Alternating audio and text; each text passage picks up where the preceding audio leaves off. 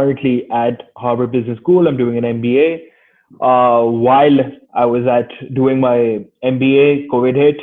I was sent back home essentially during COVID. Where I had a lot of time on myself because my internship was also a public sector internship at the State Bank of Pakistan.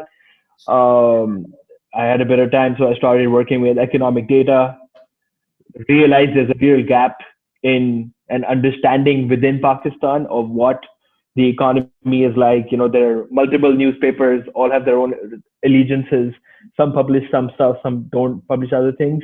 So I just decided to bridge that gap. I started with my friends, started expanding, found a real niche on social media, and I'm trying to continue and spread information and specifically economic information on Pakistan. I did my undergrad from LUMS, majored in economics.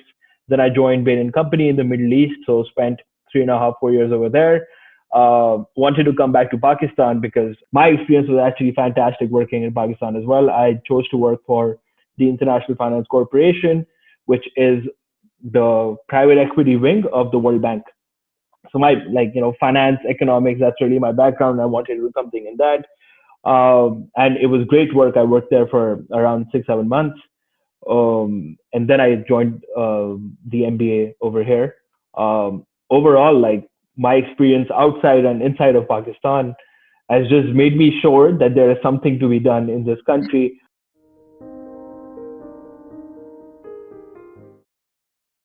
I look at it in I think 3 ways. If I'm this is on the fly, right? The first one is just fundamentally having fact-based conversations. You will most newspaper articles that you will read or most information that you see on Twitter or on social media is just words, right? I've actually read this. Pakistan is the fastest growing economy in South Asia. That is fundamentally wrong. But how do I prove that it's wrong? It's by bringing in numbers, right? That brings me to the second point. I think in general, numbers are very good to set ambitions. Where are you sitting? Where is Pakistan sitting as compared to India, for example, or Bangladesh, for example, even Sri Lanka in terms of health and education? If you start looking at their statistics, fantastic. So how can Pakistan track these numbers and go level downs each time across every metric and create actual actionable plans against those metrics to say, okay, I will actively work on reducing infant mortality, for example, right? But then if you just say, oh, I want to improve healthcare in Pakistan, that's too broad, right? Just like you said, the question that you asked was broad. In general, I find numbers to be actionable, they help you make actionable plans, especially when you're benchmarking across countries. So that I would say is the second point. Third point is also remember that there's a lot of variation between provinces, between cities in Pakistan, right?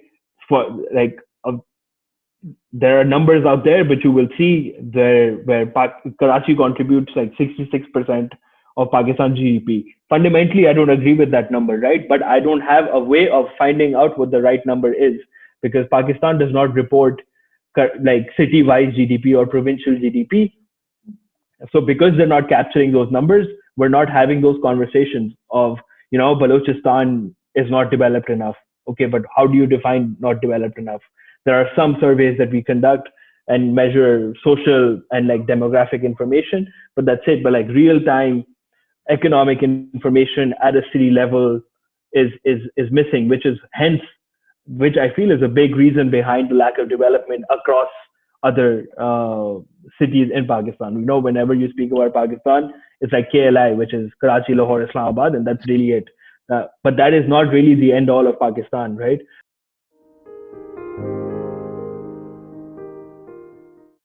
I think Pakistan is a very big market, right? But that's one statement which says it's a big market because it's so far behind its regional peers that it has to boom at some point in time. That's really the macro view of how I look at things. But in order for that to happen, you need to fix a lot of socioeconomic issues. I've started to focus a lot more on the social issues. And if you sense the tone at Macro Pakistani, It's not something actively that I did. It just sort of happened as I dug into more and more data. Is I can possibly root uh, back most of the economic issues of Pakistan to social issues, right? Lack of education, lack of healthcare being like two primary ones that come to mind already. And so for me, Pakistan is the land of opportunity. Yes, it is the land of the pure, quite literally, but for me, it's the land of opportunity where you have, I would say, almost quick wins around education and healthcare. By quick wins, I mean like 10-year wins. But uh, if you stop now and you reassess your education sector and you fix it, right, you are going to have long lasting impact on the country's future. Everyone talks about this demographic boom that's going to come, and this dividend that we're going to get. You're not going to get that dividend unless it's a educated working class skilled labor boom. This, like, that's literally the definition of a demographic dividend, which is you will have more working class skilled labor in your labor force in the next few years. But right now, you're not creating enough jobs. You're not creating enough skilled jobs. You have this massive problem of brain drain. All the issues with education trickle down to economics. That economics trickles down to healthcare. It's like, there are so many issues at a micro level, at a macro level, that for me, Pakistan, for Faiz at least, it's the land of opportunity, which needs an urgent attention to social issues in order to tackle its economic issues. That's how I would phrase it.